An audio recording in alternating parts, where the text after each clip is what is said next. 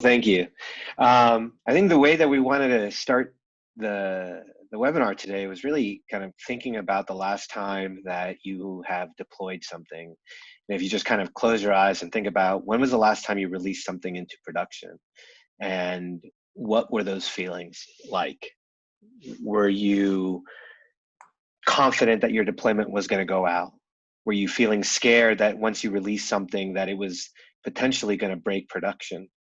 How frustrated were you while you were trying to get something out of the door because there was a person in another office trying to block you from getting something out the door, or there was pressure from your VP to get that feature out by the deadline, right? All of these feelings that you go through when you release something is part of this culture that we talk about. How you feel when you are performing some sort of technical activity is a lot of what we're going to talk about today, because the way that certain people feel in certain processes and in certain organizations when they release code is very different than many other organizations, depending on what the repercussions are for failure, what the process is to get something out the door. How do you gain confidence in the process? How do you assess risk, right? And if you think about a software delivery process, what we're doing along each individual step is gaining confidence. We are learning more about where the system may or may not break as we roll things out completely into production. And we're going to get into that, and we're going to talk about the reasons why certain processes exist and why certain people feel, or why certain organizations feel a certain way around deployments and others feel a different way. So I'm going to share my screen here. And a little bit more context. So Isaac is currently the CTO at Armory that uses Spinnaker they implement Spinnaker to enterprise companies. And I used to work at Armory, but I'm an executive coach, and I also do culture transformation work as a consultant. And so that's initially how I actually started to work with Armory back when we were engaged. Okay, great. All right, so I'm just going to walk through it like this. Thank you, Kate. So the first thing that we really want to talk about is complexity and how the world is changing in not only just the digital world, but also how our organizations are actually organized, right? How our companies are organized, how humans are put together to work. And the complexity on the digital side and on the technical side is increasing exponentially. And the reason why or one of the main reasons why is microservices. So what had happened in the past is we used to just grab a handful of developers, maybe 20, 30, 100 developers, and we used to work on this thing called the monolith. And the monolith was just one application, and we could reason about that application and its architecture. And we had that 3-point architecture that we would go from API gateway to the application to the database, and it was rather simple.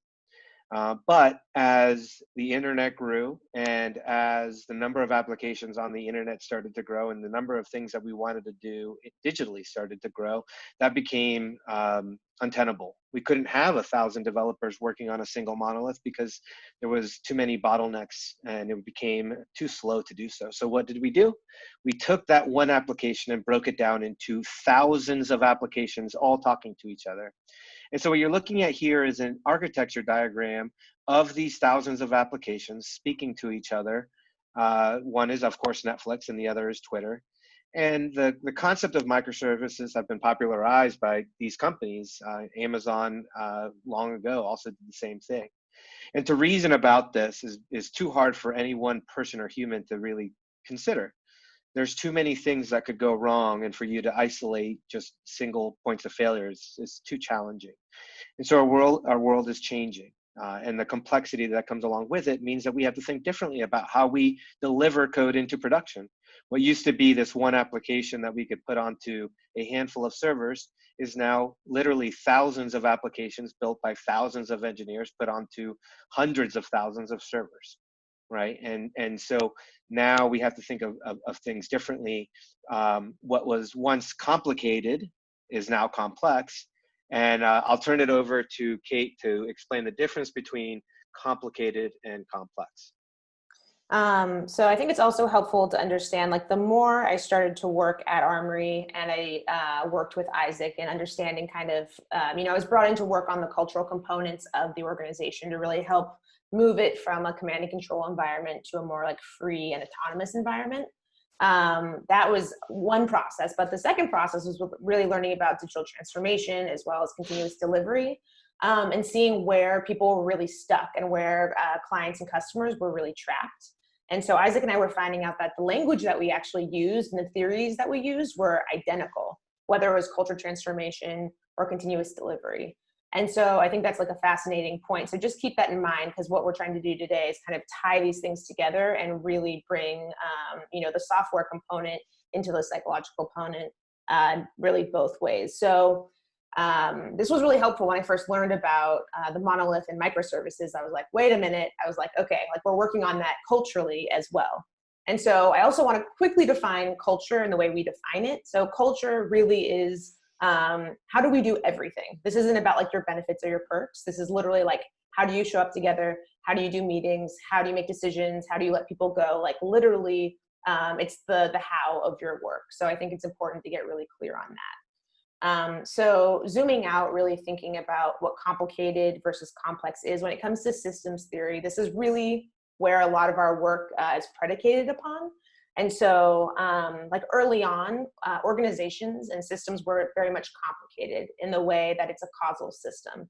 So if you think of a car engine, right? If you do X, you're going to get Y. Like causal means like you have a direct impact and you know exactly what it is and it can be measured. And so the hierarchy of an organization was actually built because they used to be complicated systems back in the manufacturing days. And so that's why the hierarchy actually was established. And so similarly, right, if you think about like that is the monolith. But now the environment and context has changed completely. And we now have a complex environment, meaning that instead of something that's causal, we have something that's not causal. So you think of a car engine, and now you think of like weather. You can try to predict it. You can try to control it. You can try to hope it into doing something. Like you're not going to actually get anywhere with that, right? So how do you actually manage and deal with a complex system? And very similar to what Isaac is talking about with microservices, you can't use the same practices in theory that you're using in a monolith, right? You're actually going to be really restricted. So what's important here is understanding that using the right kind of like applications with the right context. So rules, really strict rules, make sense when something is complicated. So you're like touching this part of the engine, like every single step of the way, you can be very clear because you know what's going to happen when you do that. But the problem is when you confuse the context and you start to apply rules and strict policies to a complex environment, which is basically what we're seeing now in our whole organizational like transformation process, right? We've moved from complicated to complex, but we're using rules and policies. Just like think of the rule book you have in your organization that restricts you from doing things and is telling you exactly how to do something.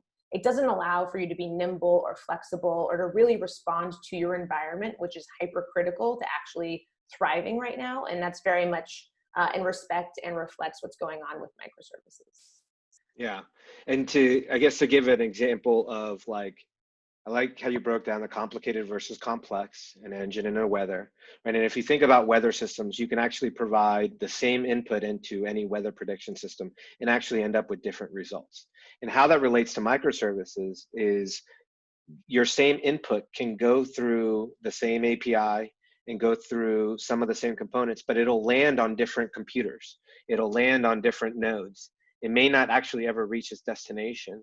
And so it's not 100% guaranteed that your input will actually be the same output. And what happens is because there's so many different components on the inside and they act differently, right? It's sort of sometimes sort of randomly, you could end up with different results. That internal API that is 3 or 4 layers down could fail. It could be 400 milliseconds delayed.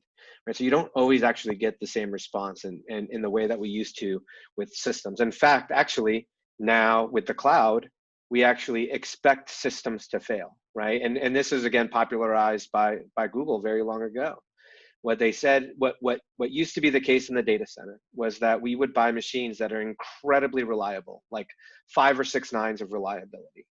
And what Google figured out is that it's actually cheaper to instead buy commodity hardware, let it fail, and deal with the failure, right? And then reroute things and treat things differently.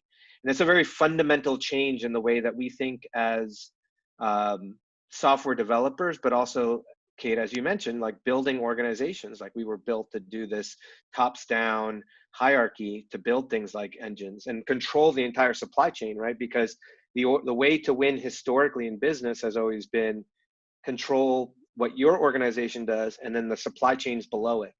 But now in this world, right? So now we have, sure, we have the cloud, but if you look inside of the cloud and the number of, with the number of microservices, you have also, you have Java, JavaScript, C++, Golang. You have so many different languages, so many different variables, and to apply these rules that you were mentioning on developers only serves to kind of slow us down. But the benefit now is now diminished because we have so many differences in each layer of our stack, whether it be in our supply chain or our technology chain. And I love that Isaac is bringing that up, because really the basis of a lot of our work is actually looking at like the old patterns and behaviors that come along with this work. So, when we look at customers and clients and we listen to them complaining about their continuous delivery process or trying to transform, as much as they may be speaking about the software, they're really talking about people issues and behavioral issues, right? Like it's actually a lot. It's a lot of learning and a lot of change that has to happen moving from a monolith to microservices or moving into the cloud. And what we're finding is companies are not really honoring that process, and they're getting so frustrated because transformations like this are extremely complex. But at the end of the day, these are people and this is behavior change.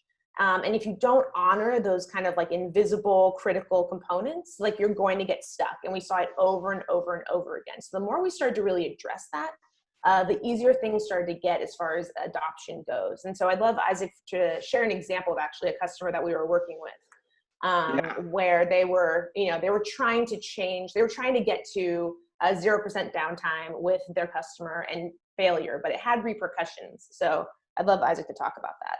Yeah, so let's relate this back to software delivery or continuous delivery. And like a pattern that Kate, you and I saw was, okay, we want the benefits of microservices. We want to move fast. We want the teams to be distributed and essentially kind of self-sufficient. But at the same time, we want all the software delivery patterns to be exactly the same, and we want them all to go out the exact same pipeline in the way that we used to do it in the data center. Those two paradigms just don't mix. So you can't have this idea of a single kind of pipeline to push things out and have everybody be different and to do the best that they can, because what you're asking for is all of the benefits of microservices, but you're not willing to do any of the work to actually get them. And what ends up happening, and we see this all the time, is that you end up in the worst of both places. You have the overhead of microservices, but you're constraining everything to go through a single pipeline, so you get none of the benefits. And the reason I went back to this architecture diagram, imagine trying to release all of these services at one time. You're not releasing 1,000 services all together in tandem. Additionally, how do you test this? How do you build systems that what you're going to push out the door is going to be reliable and get that, Kate, you were mentioning 100% reliability, right?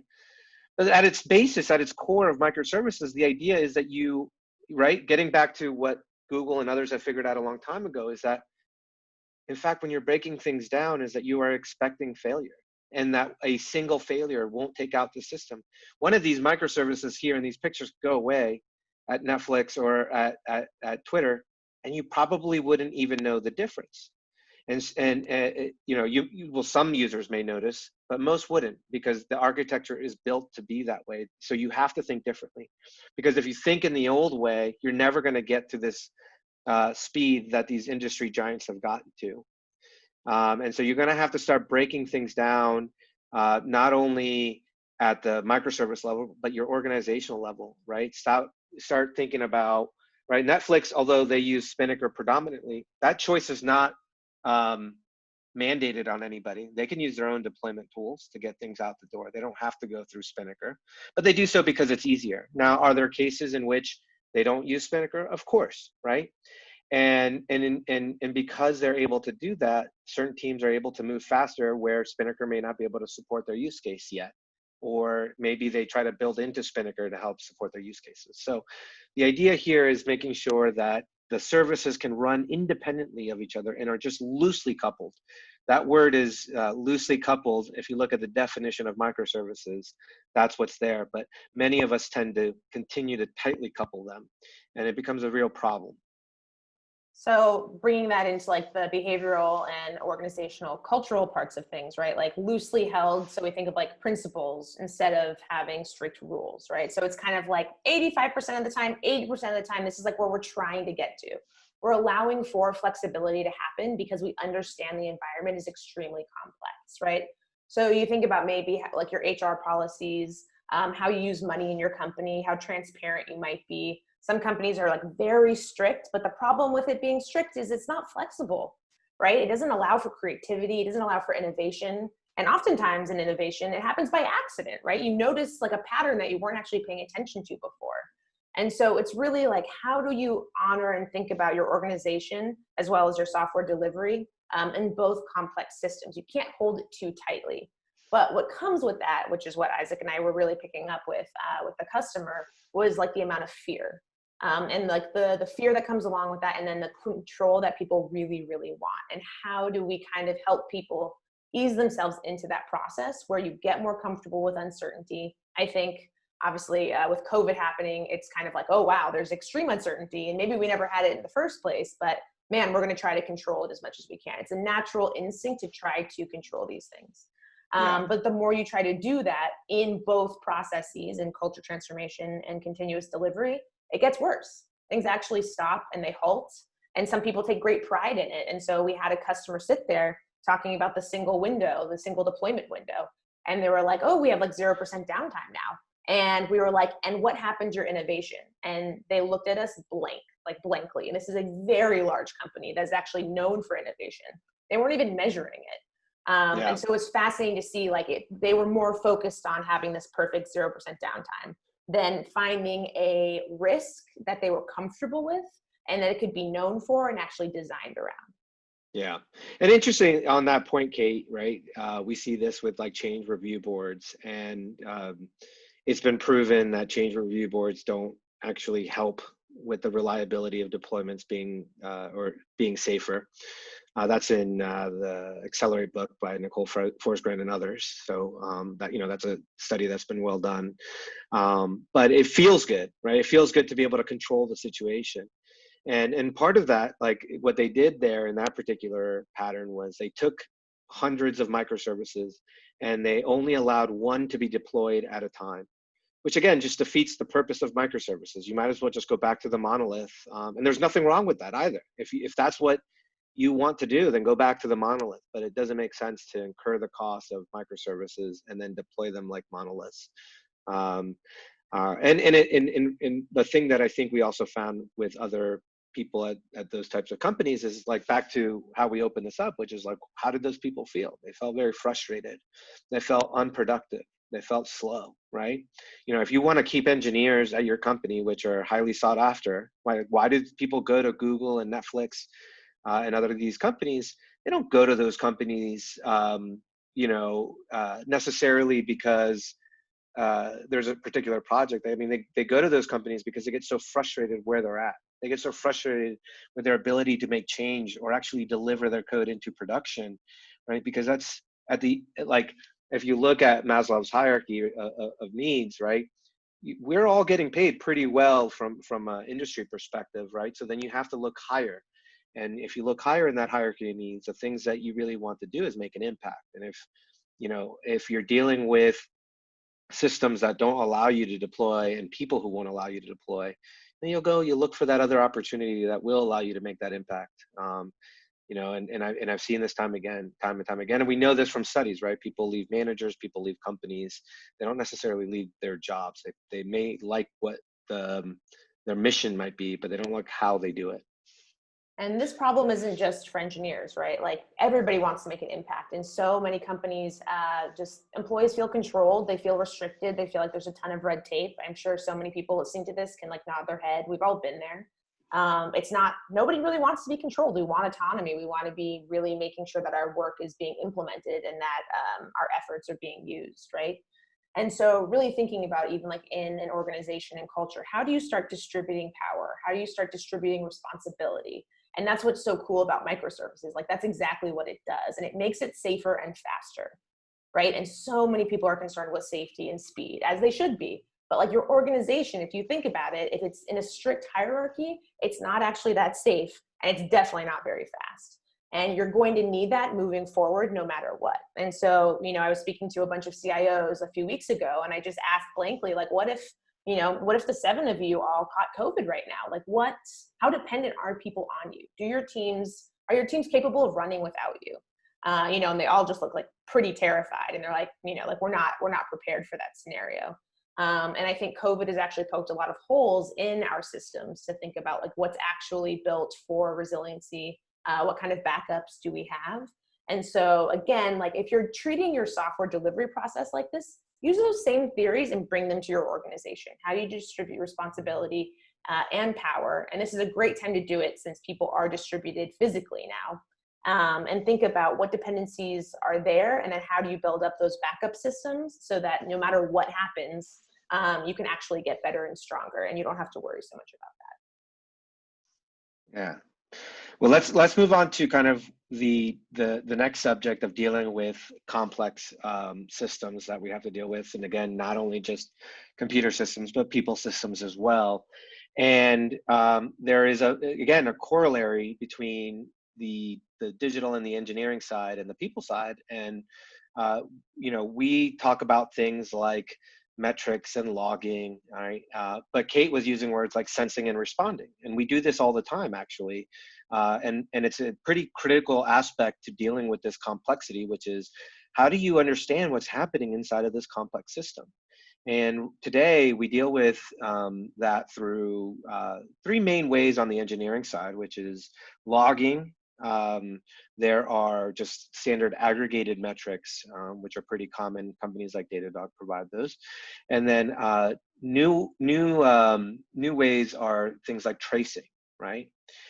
So let's go through each one and talk about why they're so important. So logging is great for data that has high cardinality, right? Things that are very, very unique, things like user IDs or transaction IDs.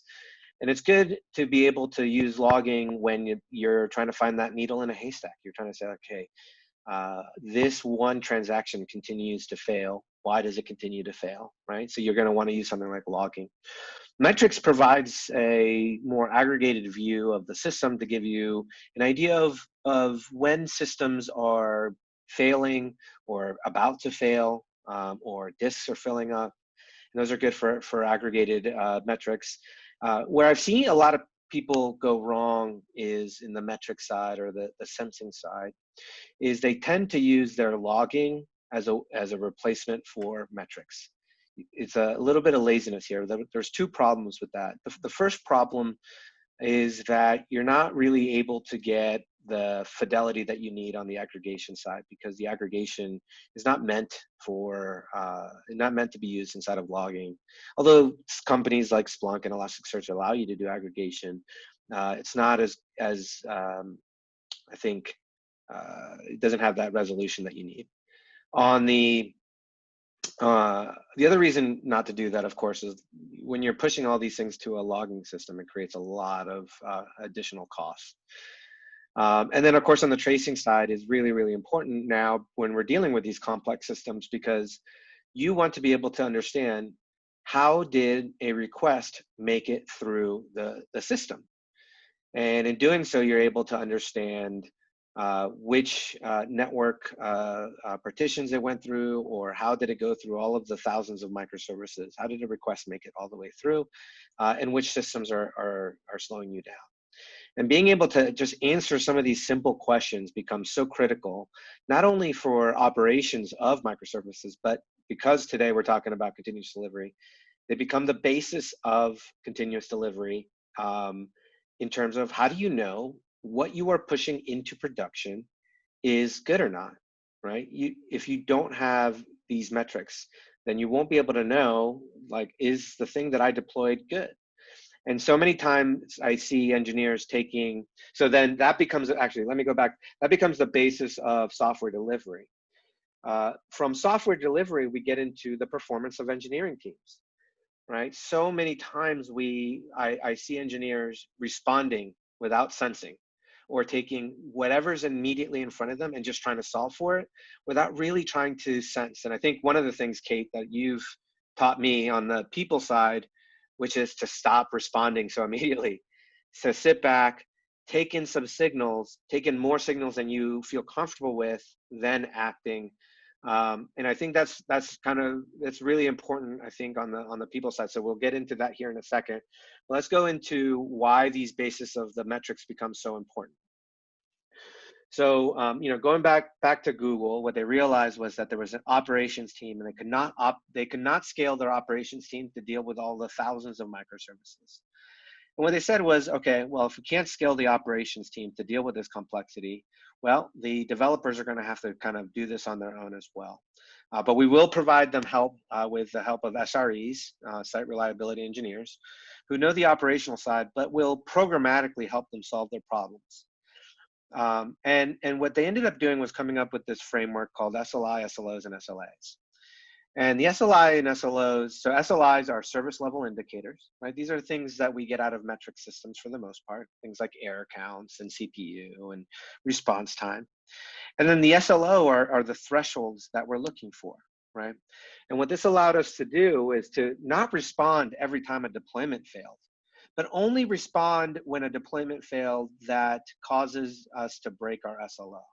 And that is when we're going to change our behavior, right? And I think this is really important. So many times we see a deployment fail and we immediately respond and add rules and restrictions to how people are going to deploy without really understanding, like, what is the threshold? What are we really aiming for? What is the quality metric that we care about, that we, and when I say we, I mean product engineering, operations, and the business, right? So sales and marketing care about. A single failure should not mean that additional rules are implied to how we do deployments. And so many times we create these operations teams and these change review boards and all of these additional systems to deal with a single failure versus creating these kind of frameworks. But the basis of all this is making sure that you can actually measure things. And without measuring things in the first place, or just getting the data, it makes it hard for you to understand how you should react. So the basis of all this is the metrics. And then this came from, these are higher level performance metrics that came from the book Accelerate, that is now being popularized as kind of like your performance metrics. Again, the basis of these are all the metrics that we can get from either systems or machines and our deployment. So change failure percentage and lead time is all based on how often can we deploy, and deployment frequency. How often can we actually do deployments based on the work that we've accomplished? How many, what if something were to fail, how quickly can we end up rolling back using perhaps a deployment system like Spinnaker? And responding to these are important, but you have to be able to measure them first. And then we can start talking about, okay, once we have all this data, how do we kind of respond to them, and how do we treat them in the cultural world? How do we treat them from a people perspective? And I'll toss it over to Kate and have you take it from here on the sensing and responding. Yeah, from a broader perspective, I mean, I think the engineering teams out there are very used to running retrospectives, but the most important thing really to change behavior is to be aware of it, just to observe it. So I always recommend running mini retros wherever you can. So it can be the end, like the last 5 minutes of any meeting. I simply ask a team, like, what did you notice? What did you notice? There's no judgment in the question, but it's really like, hey, let's just become aware of our behavior. And the answers might be like, hey, like I noticed Shelly spoke for like 90% of the time. Or like, hey, I noticed that we had 3 hours and really only needed 2. Or that, 20 people were on video and then like 10 people weren't. So this is just to start getting clear on like, what are we observing and noticing? And then also like, what do we want to actually design for? So oftentimes we don't even notice the patterns and behaviors that we're playing out. And so using retrospectives everywhere and anywhere, whether it's marketing, whether it's customer success, engineering, it's important to just think about that process, because then you can ask like, well, what do we want to do differently? Or like, what went well? What do we want to improve upon? And it's that small iterative process that you actually can start to change and transform what you're doing. But again, most companies don't stop to think about it. A lot of people think culture is really like sitting on the shoulders of the leaders, maybe the CEO, and like maybe the HR team is supposed to implement it. But we really argue that culture is everyone's responsibility, and everyone needs to be working on it. So people in every department need to get used to running retros and contributing, similar to microservices, right? Like you're not just like this one thing, it's multiple people contributing, which actually increases the complexity as well as the beauty. And so you're wanting to build a culture that actually, technically culture already exists, really. If it's the space between people, how do you honor that? And how do you really ask people to show up and contribute? So I think using observation is really critical, because it's not supposed to be about judgment. It's just like, what did you notice? And did we like it or did we not like it? So keeping it really simple, that's what I recommend using. Yeah, and I think learning this from you is really, how does just kind of observing, how does each person on your team respond to a particular event or a particular meeting or a particular objective. So if and I've seen this play out. I've seen us have a deployment failure and us do a retrospective, and there's certain people who are absolutely upset and expect to have 100% uptime, and there's certain people that may not have that same kind of level of expectations. And then understanding where people are at before acting, and understanding how your team, because in a way they're all kind of like their own microservices, right? They all have to communicate with each other. They all have to work together to accomplish a particular objective, and how those your team, your microservices work together is really important to understand, and just observe, just to sit there before kind of acting or making that judgment. And also, I think it clears up assumptions and stories. So even in particular, when we were working with this very large customer and they had their 0% downtime, and the engineer running that was extremely proud. They had done something for the company that was very much needed. But when sitting around with other people and asking, like, how does everyone feel about this? His assumption, we could tell by how he was responding, was like, of course, everyone's really excited and stoked. But then other engineers started to speak up, and they weren't happy about it. And the story to them wasn't actually necessarily a positive one, because it was deeply limiting their work and actually making their lives hell. So it was fascinating to kind of unearth this assumption in this story, where it was just assumed, right, that like 0% downtime was what everybody wanted. And it wasn't necessarily the case. So I think that's also the power of that process. Yeah, it's definitely I think a harder lesson to learn as a leader, because you just innately want to act. You innately want to help people immediately and do the work immediately. But I myself have shot myself in the foot too many times by just acting quickly before just sitting back and responding and gathering all the information for longer periods of time than you would feel comfortable for. And I think that's something that we as an engineering industry or software industry can be a lot better at. Just sitting back and sensing and gathering all the data. And in fact, actually, we see this. I see this all the time, even when we deal with outages, right? When we deal with outages, what's the first thing you want to do? You want to get the system back up. Well, how do you get the system back up? Well, you tinker with it. You poke and prod it, and you keep trying and iterating, and just like, get the system up, which is not the right thing to do. The right thing to do is to sit back and it feels so uncomfortable, because you're just like, I want to fix the system. I want to fix it, but it feels so uncomfortable to sit back and gather the data. I love that Isaac says this, because I always say with a client, right, like, I'm really comfortable with your discomfort. Like, the amount of discomfort that's actually required in these transformational processes, it's like you have to start moving slowly so you can actually really build a strong foundation to just move really quickly. And there's so much discomfort. I love that Isaac brings this up, because every leader's like, oh my God, oh shit, like this is terrible, right? People want to respond out of fear, and they're often acting because they are uncomfortable. They just want to get out of discomfort, instead of like holding that breath for a second, asking more questions, seeing what's going on, right? I think it's so critical. So for all of you, even like listening, think of those times that you're making decisions and ask yourself simply, am I making this just because I'm uncomfortable? Like, what is the speed? What is the urgency behind this? Are people going to die, or are people just irritated right now and I want out of this space? Because that's a really important difference, and oftentimes it's very overlooked. Yeah, and it's hard. It's hard because you know, especially you know, if you're dealing with a VP that is one of two things: either yelling at you because the system is down, or yelling at you because the feature didn't go out the door, right? Your first reaction is like, I need to push this out the door. Actually, what's really interesting. This is a pattern that I've seen in software delivery, where they will do a canary. They will sense that the canary is, oh, and for those listening, a canary is really kind of more of a progressive or a phased rollout, where instead of rolling out to, if you have 100 server fleet, you're only going to roll out to one and then kind of sense to see if it's good or not, right? And what's really interesting is I've seen engineers roll out to one or two servers, look at the CPU metrics, and literally say to themselves, right, that that the CPU is higher, or that the memory is actually higher, but not so much higher. It's like, okay, this doesn't seem right. This is wrong, but continue to push because of those pressures that the rest of the business has on them, right?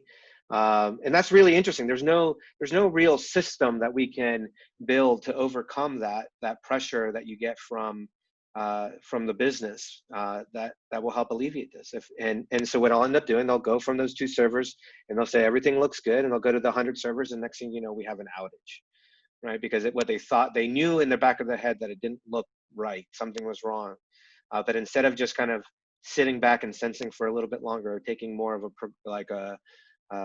progressive rollout, they just kind of push the button, right? And software can certainly help, and the pipeline can certainly help to a certain extent. But humans at the end of the day are the ones that are pushing the buttons and really kind of getting things out the door. And until we as an industry kind of change the way that we think about delivering software, we're going to end up having a lot of these outages. And more importantly, it's actually the outages aren't actually bad. It's the emotional response and the stress and the fear and the distress that these engineers go through because they maybe have missed a date, or there's an outage that they have to deal with, right? Being woken up at 3 o'clock in the morning on a Saturday is not a fun thing to do. Yeah. And again, that fear then like leads you to wanting to control things, which really moves us into like building resilient systems. It's very hard to be resilient when you're holding very tightly to something. So I'd love for you to kind of jump into that, Isaac. Yeah, absolutely. So this is one, I felt like this word is the word that really kind of at least opened my eyes to, like, we're actually you and I are talking about the same thing, because you were talking about resiliency and I was talking about resiliency. But when I was talking about resiliency, I was talking more about chaos engineering, right? But if you look at the foundations of chaos engineering, what are we trying to accomplish? It turned out it was actually the same thing, Kate, that you were trying to accomplish. When you're dealing with a complex system of thousands of different systems, microservices communicating with each other, trying to predict failure is impossible, or trying to predict failure before you're in production is impossible. There are just way too many edge cases, and you won't really know how your system will respond to a system a system that you communicate, which is 3 hops away from you. It's just impossible. And so what Netflix and Amazon and others did a while back, they realized this too, was that instead of waiting for failure to happen in the real world, what we'll do is start actually injecting controlled failure into the system. We will every other week, right? Or in some sort of cadence, Netflix shuts down an entire data center, right? And shifts their traffic away, right? And they do this in a controlled manner. And your system better be able to deal with that failure, right? And everybody knows that on a certain day that this is going to happen, so worst case scenario, you're able to kind of turn that data center back up. But what you figured out at that point is that your system is not able to deal with the data center failure. And I've seen this happen before, where S3 failed. There was an epic failure back in, I don't know, maybe like 2012 or something like that. And it took out most of the internet, because most of the internet was dependent on AWS S3, and nobody had ever tested a multi-region strategy. right? Whereas and others are testing this every single day, shutting down data centers all the time, and then figuring out and then just observing, going back into sensing what failed, right? You can't get to this level of complexity with microservices without taking the prior step of sensing and responding, and then understanding what happens when you remove a dependency, right? What happens when this system that you talk to goes away? And one of those things that we've heard from Netflix is, that feed that you get every single day on your on your Netflix stream that I'm sure we're all watching now due to COVID. That's all based on a machine learning algorithm that optimizes the videos for you. What happens when that system is down? Actually, it reverts back to a static feed. So you as a viewer, you'll notice that there's probably some differences, but you won't have this like complete failure that you won't be able to watch a movie, right? Or a show that you want to watch. You'll be able to kind of see that because they've tested this system. What happens when this machine learning system goes down? Oh, this fails, right? And there's a bunch of other scenarios that you have to test for. So network latency, what happens when CPU spikes? How does your system deal with it? Auto-scaling events, going up and down on number of nodes. How do you reroute traffic, right? So they inject these failures. And if we get into kind of this chaos engineering loop, the idea is go from a steady state, make a hypothesis, run an experiment, verify it, and then improve it. So a hypothesis, again, would be something like, when this system is down, my system will react in a particular way. My system will get, the static Netflix video feed. Okay, well, let's run the experiment. Let's go shut down this service in production, and let's see how your system will actually respond. Now, of course, you can test this stuff in a non-production environment, and there's a lot of hypotheses that you can run. But until it's in production, until it's real, you won't really know. And I've seen this happen where everybody focuses really hard on testing this and staging, and then of course production turns around, and then there's this failure, and then of course they're like, oh, I didn't think of this one little scenario. So it is important, I think, eventually to get into production. And then running the experiment is really important, to treat it as a true experiment, right? To be able to do an A/B test, to be able to say, this is my isolated group from the actual, this is my control group from the actual experimental group. Verify those results, make sure that you got everything that you needed, and then of course, improve anything that you found. And in doing so, you'll make much better software. And in doing so, you think you'll have a better customer experience, because you'll be able to understand your dependencies. Let me delete the slide. Your dependencies, and in fact, maybe even remove some dependencies. So Kate, why don't we talk a little bit about how you view dependencies in the cultural world? Yeah, the experiments I always ask people to do, it's usually leadership teams, and I'll just say, stop by stopping, right? Like, what can you stop doing? So I've been at a customer or a client before, and they have a 3-hour meeting with the entire executive team, which costs like over $500,000. And when I would listen to the meeting and be like, is anybody really getting a lot out of this? And watching how people were responding, and then thinking about how much it actually costs. And the experiment was like, hey, let's stop this meeting for a week. Let's see what happens, right? Like, what rerouting has to happen with your team below you? What did they do? And so we did that for maybe like 3 or 4 weeks. And they were like, the executive summaries got shorter, and we were able to distribute information more quickly. And my team actually knew what was going on because they weren't waiting for me to like get everything from this one meeting. It turned out that meeting was like not important and didn't need it, but like it seemed like a dependency. Another way I look at dependencies is also like leadership teams and managers. Like right now, what I see as the bottleneck and a huge problem is that leaders are decision makers and they're executors. But again, if you're the only one doing it, like if you leave your job tomorrow or something happens to you, what's going to happen, right? And a lot of power is held at the highest parts of an organization that is actually really unhealthy, because something inevitably does happen. And it's like, is everything halted? How many times have you heard like, oh, we have to wait for so-and-so to come back from like Hawaii, or this vacation, or something happened that did take care, a family member, or like a life event, which is supernatural. But like when things halt in progress because of one person, you have a very unhealthy dependency. And I see that most pop up with leaders. And so I help people understand, like, how do you empower other people? So one of the biggest things is I teach leaders and directors, like how do you coach people so that they have the ability to think for themselves and make decisions without you? So if you're able to step away, they should be able to function completely and perfectly with the accountability and decision-making rights without you being there. Now, that's a very big step for a lot of companies, but it's actually the way to build the most resilient system when it comes to organizational resiliency. What's interesting, Kate, on this, I don't know that you and I have ever talked about this, but it's a popular term in engineering, which is called, it's the hit by the bus problem, which is what happens if Isaac gets hit by a bus tomorrow? How will the organization respond, right? Mm-hmm. And taking this back into software delivery, right?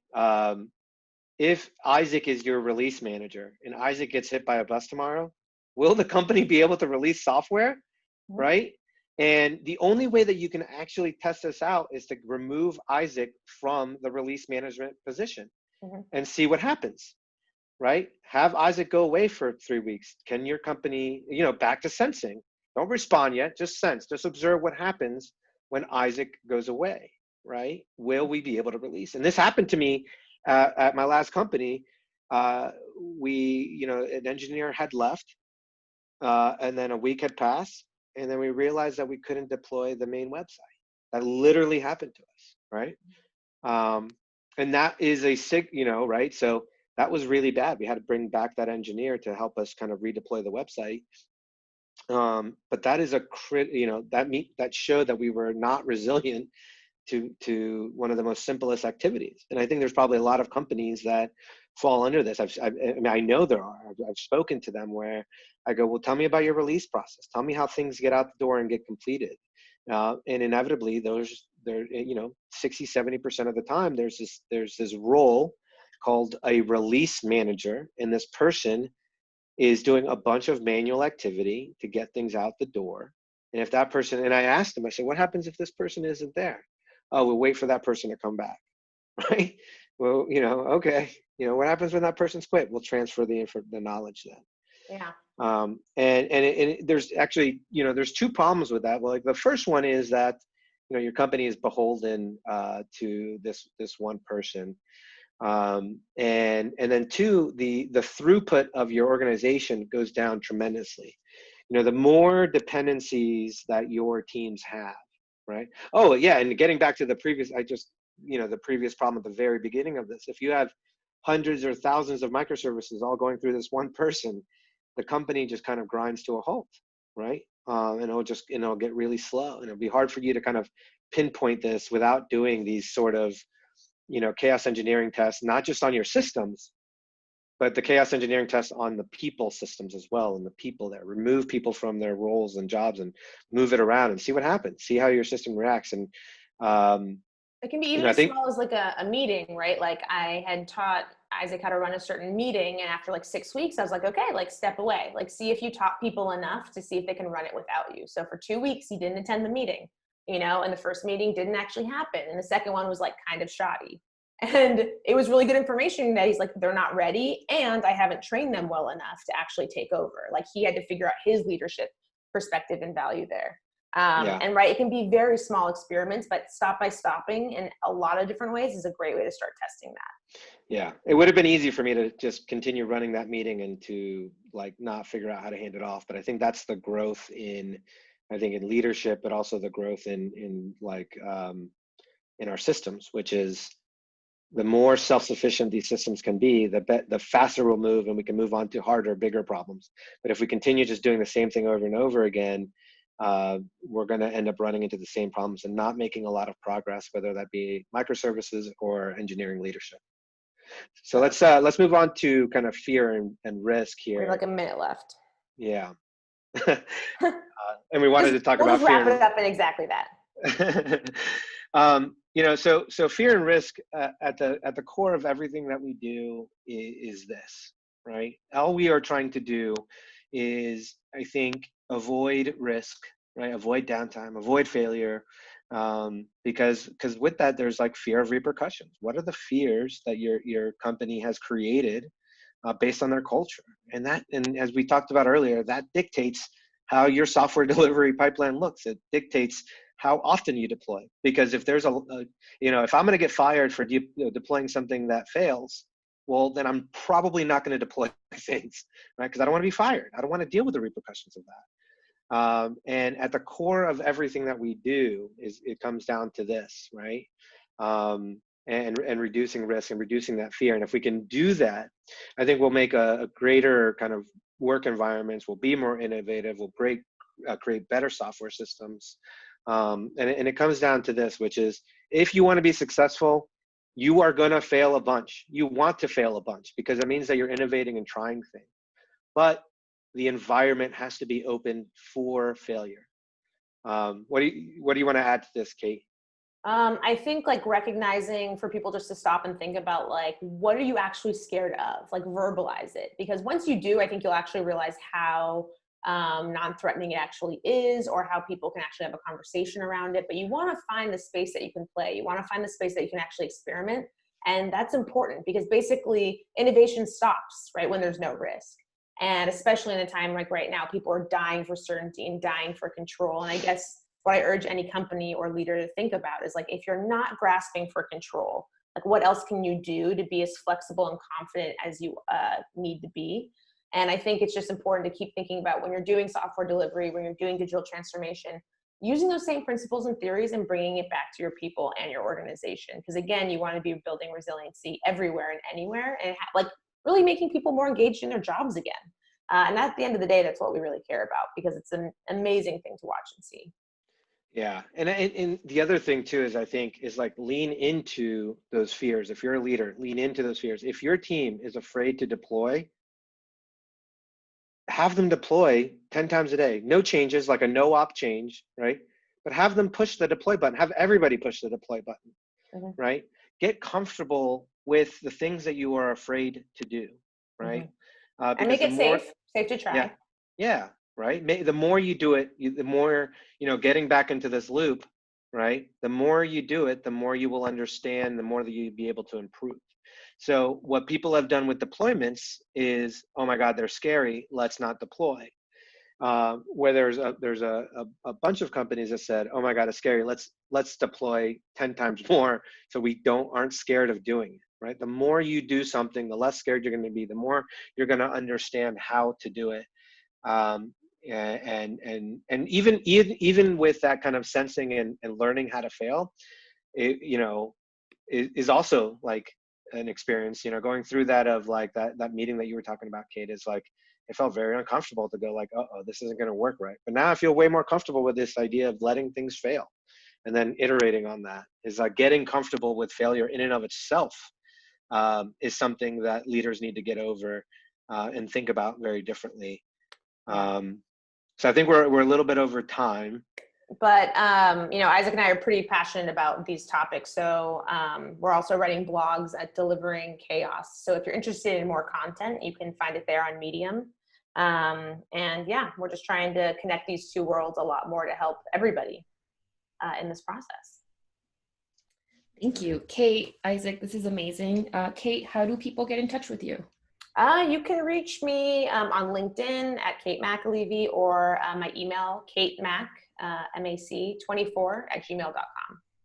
Great. Thank you very much. And Isaac, what's your preferred method of folks reaching out to you to learn more about this? Sure. My email is isaac@armory.io, ISAAC, or on Twitter, Mosquera. So my first initial and then last name. Very cool. We really appreciate you joining us today and speaking to us about culture. This is fascinating. Thank you very much.